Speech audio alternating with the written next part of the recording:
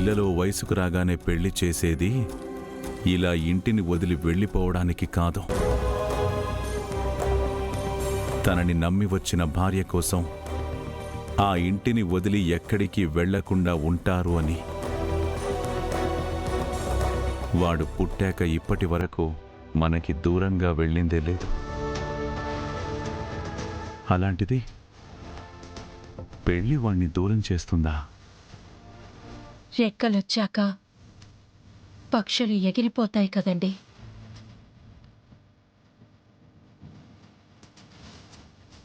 ఎంత ఎగిరినా గూటికే వస్తాయి గాని మరో గూటికి వెళ్ళవు కదా జానకి. శ్రీనుని అలా పంపించాలన్న ఆలోచన కూడా నాకు నచ్చడం లేదు. ఇందులో నచ్చకపోవడానికి ఏముందండి? ఈ కాలంలో ప్రతి ఇంట జరుగుతుంది ఇదే. ఈ కాలమైనా ఏ కాలమైనా మనుషులు దూరం కావాలని దూరం చేసుకోమని చెప్పవు జానకి. ఏ కాలానికి ఆ కాలం అప్పటి నుంచి ఇప్పటి వరకు సక్రమంగా పనిచేస్తూనే ఉన్నాయి. చేయనిది మనిషే. నాకు కూడా సీనుని చారుని వేరుగా ఉంచడమే మంచిదనిపిస్తోందండి. వాడు నా బిడ్డ అనే నువ్వు కూడా అలాగే ఆలోచిస్తున్నావా జానకి? నేను ఆలోచించింది సీనయ్య మంచి కోసమేనండి. ఆచ్య సీనయ్య ఇదే ఇంట్లో ఉండి ఇద్దరు ఒకరికొకరు ఎదురు పడినప్పుడల్లా వాళ్ళ కళ్ళల్లో బాధ కొట్టొచ్చినట్టు కనిపిస్తోంది. అందుకే ఈ ఉద్యోగం కోసమైనా సీనయ్య దూరంగా వెళితే వాళ్ళ మధ్య ఆ బాధ తగ్గుతుంది అనిపిస్తోంది. అటు సీనయ్య చారు కూడా కలిసిపోయి వాళ్ళ పాటికి వాళ్ళు ఆనందంగా ఉంటారు కదా. ఇటు ఆచ్య మనసు కొంచెం తేలిక పడుతుంది. ఇష్టాన్ని దూరం చేసుకోవడానికి మానసికంగా సిద్ధపడదామంట. అంతేగా? ప్రేమ విషయంలో అందరూ పేదవాళ్లే. కావాలని కోరుకుంటారు కానీ ఉన్నదివ్వాలని ఎవ్వరూ అనుకోరు. వాళ్ళలాగే నేను.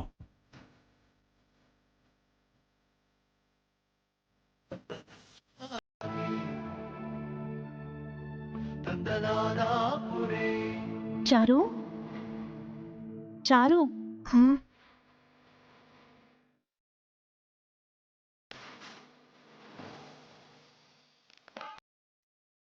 నేనేంటి ఇక్కడున్నాను? నా కొడుకు బంతిని కొడితే నువ్వొచ్చి ఇదిగో ఇక్కడ పడ్డావు. చారు, రామ్మా చారు.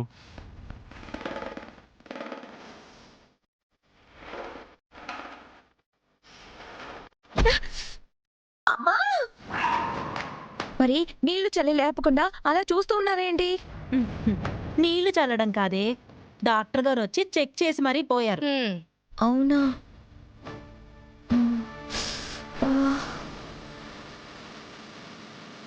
అవును. అయితే పాపం బావ నా కోసం ఇంటర్వ్యూకి వెళ్లకుండా ఎదురు చూస్తూ ఉంటాడేమో. వాడు నీకోసం ఎదురు చూడ్డం. సీను ఇంటర్వ్యూకి వెళ్ళి చాలాసేపు అయింది. అంటే నన్ను ఇలాగే వదిలేసి వెళ్ళిపోయాడా? మరి సినిమాల్లో లాగా బొజ్జానేసుకుని హాస్పిటల్కి పరుగు తీస్తాడనుకున్నావా? ఇప్పుడు నువ్వు ఆలోచించాల్సింది అది కాదు. ఇప్పుడు ఆ ఉద్యోగం రాలేదు అంటే నువ్వు ఎదురు రాకపోవడం వల్లే రాలేదు అని అంటారు. నేను ఎదురొచ్చిన ఉద్యోగం రాకపోతే? వచ్చావు కాబట్టి రాలేదు అంటారు. జనాలు ఎలా అయినా మాట్లాడతారే, పెనం మీద దోశ తిరిగేసినట్టు తిరిగేస్తారు. ఇప్పుడు ఆ మాట పడకుండా చూసుకోవాలి. ఇప్పుడు నేను ఎదురు రాకపోవడం వల్లే బావకు ఉద్యోగం రాలేదు అని జనం అనుకుంటారు, అంతే కదా? అమ్మో అమ్మో, పార్వతి పార్వతి, చూసావా చూసావా, మొదటిసారి మనం చెప్పింది చెప్పినట్టు అర్థమైందే. ఆహా, ఇది నిజంగా మన అదృష్టం. ఫోన్ ఇవ్వు. ఇవ్వు.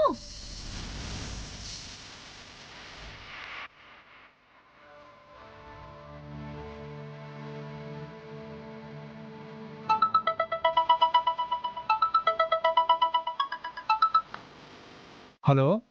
నేను చారుని మాట్లాడుతున్నాను. చారు, ఎలా ఉన్నావమ్మా? బాగున్నావా? అవన్నీ మాట్లాడుకునే టైం లేదు. శ్రీను బావ ఇంటర్వ్యూకి పోయాడు. సరేనమ్మా, అల్లుడు గారు ఉద్యోగం చేయడం మంచి విషయమే కదా. చెయ్యాలంటే ఉద్యోగం రావాలి కదా. ఆ ఉద్యోగం బావకి వచ్చిందంటే బావ నేను వేరు కాపురం పోయి మా పాటికి మేము హాయిగా ఉండొచ్చు. ఇప్పుడు నేనేం చేయాలో చెప్పమ్మా. నువ్వేం చేస్తావో నాకు తెలీదు. బావకి ఆ ఉద్యోగం రావాలి, లేదంటే నాకు మాట వస్తుంది. నీకు మాట రానిస్తానమ్మా.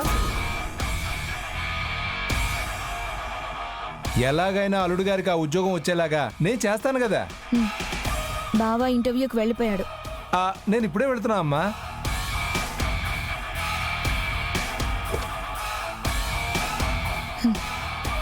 బావకు ఉద్యోగం రావడం ఖాయం. బావ నేను వేరుగా కాపురం పెట్టి హాయిగా ఉండడం ఖాయం. ఇక్కడే ఉంటే ఆద్య ఎదురుగా మేము సంతోషంగా ఉండడం అస్సలు జరగదు. అది నీకు అర్థమైంది కదమ్మా, అది చాలు మాకు. బంగారం. రా పార్వతి, ఇంకా చూస్తావా? ఇది ఇవ్వు.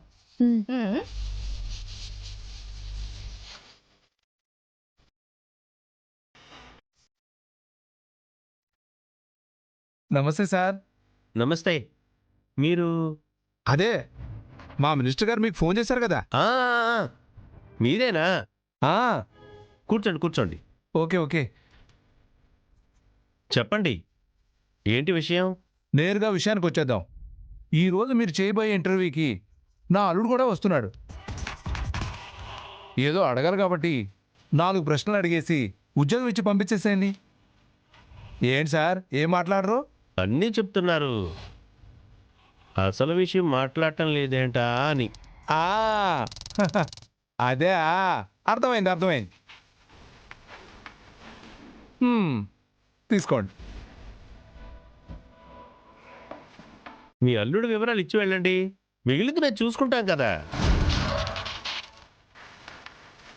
అస్సలు టైం వేస్ట్ చేసేలా లేరుగా మీరు.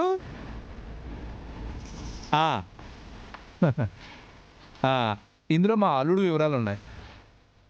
ఇక మీ అల్లుడికి ఉద్యోగం వచ్చినట్టే, మీరు వెళ్ళిరండి. Okay, thank you sir. Thank you. Thank you. Thank you. వస్తాను సార్.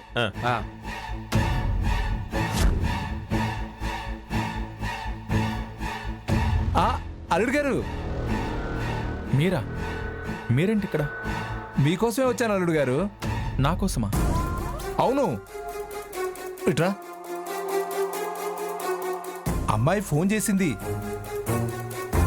నాన్న, సీనుబాబు ఇంటర్వ్యూకి వెళ్తున్నాడు, ఆ ఉద్యోగం ఎలాగైనా బావకే రావాలి అంది. నా కూతురు ఏమడిగినా కాదనలేను కదా. అందుకే మినిస్టర్తో ఒక ఫోన్ కొట్టించి వాళ్ళకి 5 లక్షలు కొట్టాను. కొట్టి నీ ఉద్యోగం కన్ఫర్మ్ చేసేసా. మీరెందుకు అవన్నీ చేస్తున్నారు? ఎందుకేంటి అల్లుడు గారు, ఉద్యోగం వస్తేనే కదా మీరు మా అమ్మాయి వేరే ఇల్లు తీసుకొని మీ పాటికి మీరు హాయిగా ఉంటారు కదా. కొత్తదంట, మీరిద్దరూ ఆ ఇంట్లో అందరి మధ్యలో ఎలా ఆనందంగా ఉంటారు చెప్పండి.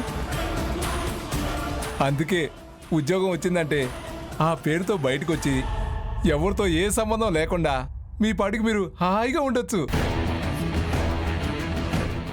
మీ మనసులో కూడా అలాగే ఉండాలని ఉంటుందని నాకు తెలుసు. అందుకే నా కూతురు చెప్పంగానే వెంటనే వచ్చి అన్ని ఏర్పాట్లు చేసేసా. ఉద్యోగం రాగానే మంచి ఇల్లు చూసి మీ ఇద్దరితో కాపురం పెట్టించే బాధ్యత నాది.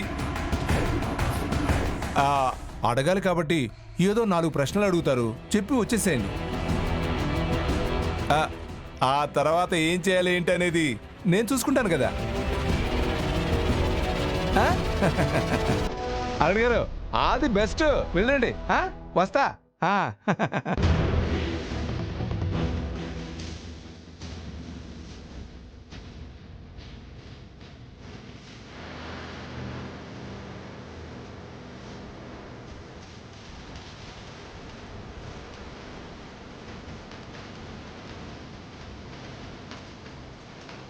మినిస్టర్తో ఫోన్ కొట్టించి వాళ్ళకి 5 లక్షలు కొట్టాను. కొట్టి నీ ఉద్యోగం కన్ఫర్మ్ చేసేసా. ఉద్యోగం వస్తేనే కదా మీరు మా అమ్మాయి వేరే ఇల్లు తీసుకొని మీ పాటికి మీరు హాయిగా ఉండొచ్చు. ఎక్స్క్యూజ్ మీ, ఒకసారి ఫోన్ ఇస్తారా? ఒక కాల్ చేసుకోవాలి.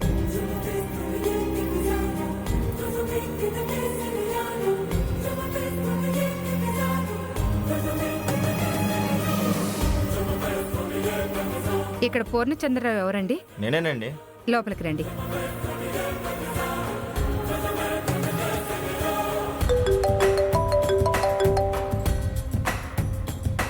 ఏంటి శ్రీను, ఎందుకు ఫోన్ చేసావు? ఏదైనా గుడ్ న్యూసా? Bad news. ఏంటి, ఇంటర్వ్యూలో ఫెయిల్ అయ్యావా? లోపలికి వెళ్తే కదా. మరి ఇంకా బ్యాడ్ న్యూస్ ఏంటి? చారు వాళ్ళ నాన్న వచ్చాడు. మీ మామయ్య గారా? చారునే నాకేం కాదంటుంటే అతను నాకు మామయ్య ఏంటి? సరే, అక్కడికి ఆయన ఎందుకు వచ్చారు? నాకు ఉద్యోగం ఇప్పించాలని వచ్చాడంట. లోపల వాళ్ళతో మాట్లాడి ఆ ఉద్యోగం నాకే వచ్చేలా చేశాడంట. అంటే నీకు జాబ్ కన్ఫర్మ్ అన్నమాట. మరి ఇంకేంటి బ్యాడ్ న్యూస్? ఆ ఉద్యోగం నాకే అని చెప్పడంతో పాటు ఆయన ఇంకో మాట కూడా చెప్పాడు. ఏంటది?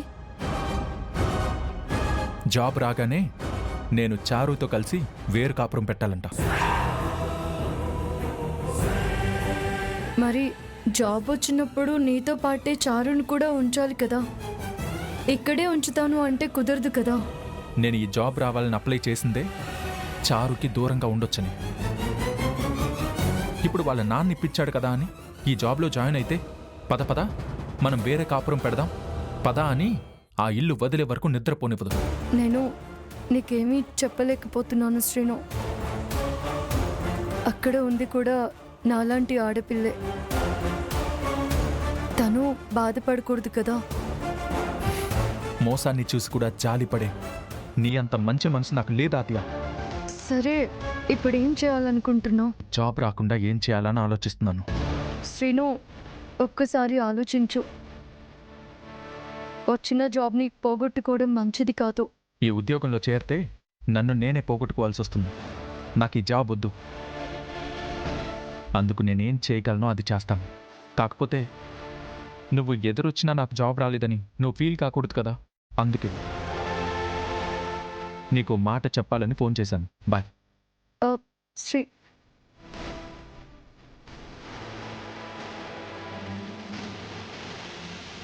ఇదిగోండి. Thank you.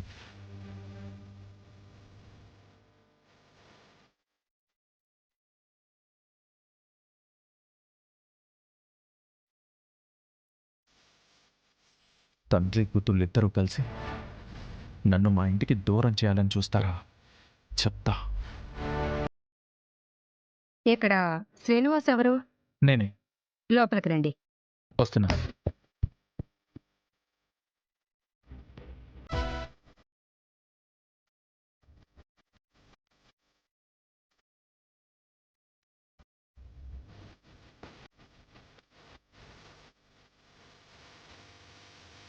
విష్ కూడా చేయట్లేదు.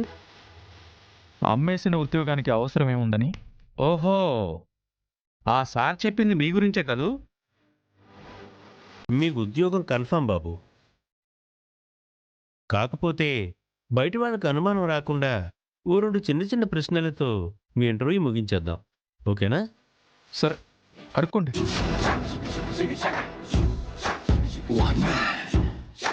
అడుక్కోవాలా? ఓకే. ఇండియాకి రాజధాని? విజయవాడ. బాబు, కొంచెం ఆలోచించి చెప్పు. కాదా? అయితే నెల్లూరు అయి ఉంటుంది.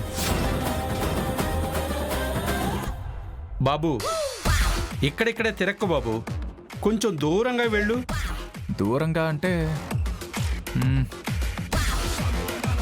చెన్నయ్య. అబ్బాయి సముద్ర తీరాన్ని దాటి వెళ్ళట్లేదు. సరే బాబు, ఇంకో చిన్న ప్రశ్న అడుగుతాను. అడుక్కోండి. ఓకే ఓకే, నీ పేరు శ్రీనివాస్ కదా, దాని స్పెల్లింగ్ చెప్పు. Yes sir. నా గుడిస్తేని ఇంగ్లీష్ మధ్యలోకి ఆ తెలుగు ఎందుకు వచ్చింది? నేను అలాగే రాస్తాను. అందరూ ఇంగ్లీష్లో తెలుగు కలిపి మాట్లాడడం లేదా?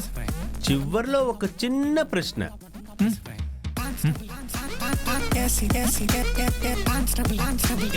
దీన్ని ఏమంటారు? దాన్నా కలము. పూర్వం దీన్ని గంటము అనేవాళ్ళంట.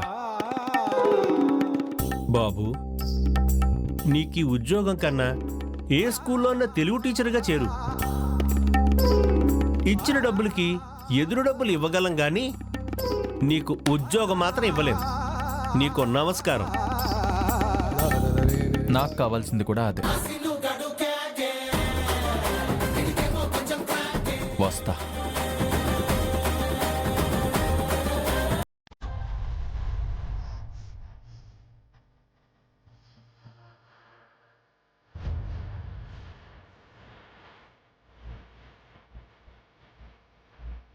శివరాం గారు, మీరా? నమస్కారం అండి. నమస్తే. రండి, కూర్చోండి. ప్రమీల, శివరాం గారు వచ్చారు. నమస్తే శివరాం నమస్తే గారు. అమ్మా. కూర్చోండి. మంచినీళ్ళు తీసుకురా. మీరు కూర్చోండి. ప్రశాంత్, మీ చిన్నమావయ్య గారు వచ్చారా? మావయ్య, మీరా? మీరేంటి ఇలా వచ్చారు? మీ పెళ్లి విషయం మాట్లాడిపోదామని వచ్చాను. మంచినీళ్ళు తీసుకోండి. పెళ్లి విషయమా? ఇంకా మాట్లాడేదేముంది బాబు? మీ అన్నయ్య గారు త్వరలో ముహూర్తం చూసి పెళ్లి చేద్దామన్నారు కదా. అన్నయ్య అంటారు కానీ అంత త్వరగా ముహూర్తం చూడరు. అందుకే మీరైనా తొందరపడండి అని చెప్పి వెళ్దామని వచ్చాను. మీ అన్నయ్య గారు చెప్పి చేయకుండా ఎందుకుంటారు? మా అన్నయ్య మాట తప్పడు. అందుకే త్వరలో చేద్దాం అంటున్నారు కానీ పలానా తేదీని చేద్దామని చెప్పట్లేదు. ఏం బాబు, మీ అన్నయ్య గారికి మా సంబంధం నచ్చట్లేదా? మీ సంబంధం నచ్చకపోవడం కాదండి, అన్నయ్యకి రామలక్ష్మి అంటే ప్రాణం. పెళ్లి చేస్తే దూరం అయిపోతుందన్న బాధతోనే త్వరలో చేద్దామని పెళ్లి అలా పొడిగిస్తున్నారు. ఏ తండ్రికైనా కూతురంటే ఇష్టం ఉంటుంది కదా బాబు. ఆ ఇష్టం వలన పిల్లలు ఇబ్బంది పడే పరిస్థితి రాకూడదు కదా. వయసు పిల్లలు అన్న తర్వాత వాళ్ళ ఆలోచనలు, అభిప్రాయాలు మారుతూ ఉంటాయి. దాని వలన ముందు ఏవైనా ఇబ్బందులు రావచ్చు. ఆ పరిస్థితి రాకముందే మీరు పెళ్లి చేసేమని మా అన్నయ్యని అడిగేసేయండి. ఏంటి బాబు, ఏమైనా ఇబ్బంది వచ్చిందా? లేదంటే ఎప్పుడూ రాని మీరు ఇలా హఠాత్తుగా రారు కదా. ఇప్పటికి ఇబ్బంది ఏం లేదండి. ఇక ముందు రాకూడదంటే వాళ్ళిద్దరికీ త్వరగా పెళ్లి చేసేస్తే సరిపోతుంది కదా.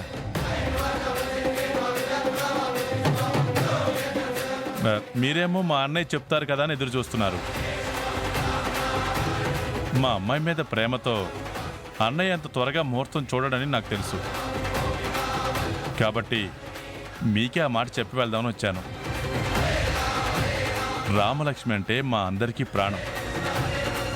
మా చేతుల్లో పెరిగిన పిల్ల. త్వరగా పెళ్లి చేసేస్తే తన కాపురం తను చేసుకుంటుంది, ఆనందంగా ఉంటుంది. అది చూసి మేం కూడా ఆనందంగా ఉండొచ్చు కదా. మీరే ఇంత దూరం వచ్చి చెప్పాక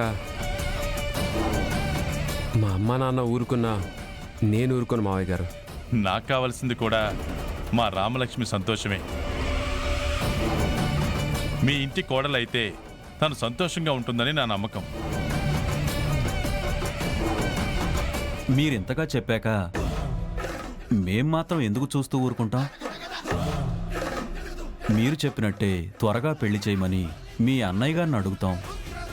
అలాగే నేను ఇలా వచ్చానని కానీ మీతో ఇలా చెప్పానని కానీ మా అన్నయ్యతోనే కాదు ఇంకెవరితోనూ చెప్పొద్దు. అలా ఎలా చెబుతామండి? సరే, ఈ విషయం చెప్పి వెళ్దామనే వచ్చాను. నేను ఇక బయలుదేరుతానండి. అయ్యో, అదేంటండి రాక రాక ఇంటికొచ్చారు, కాఫీ కూడా తాగకుండా వెళ్తారా? ప్రమీల, నువ్వు వెళ్ళి కాఫీ తీసుకురా.